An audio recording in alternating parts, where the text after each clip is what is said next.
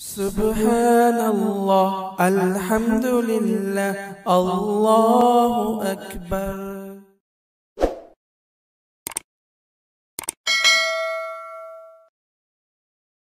Bismillahirrahmanirrahim. تیل لگانے کا مسنون طریقہ۔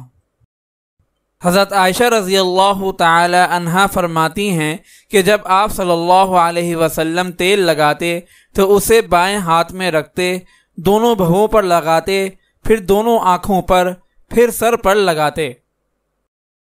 حضرت ابن عباس رضی اللہ تعالی عنہما کی روایت ہے کہ جب آپ صلی اللہ علیہ وسلم تیل وغیرہ لیتے تو اسے ہاتھ میں رکھتے، پھر داڑھی، سر وغیرہ میں لگاتے۔ حضرت انس رضی اللہ تعالی عنہ کی روایت ہے کہ آپ صلی اللہ علیہ وسلم نے فرمایا، جو کوئی تم میں تیل لگائے تو بھووں سے شروع کرے، اس سے سر کا درد دور ہوتا ہے۔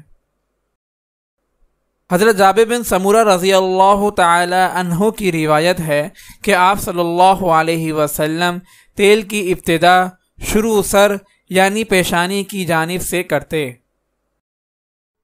اگر آپ اس صدقہ جاریہ میں شامل ہونا چاہتے ہیں تو چینل کو سبسکرائب کریں اور لائک اور شیئر کرنا نہ بھولیں۔ جزاک اللہ خیرا۔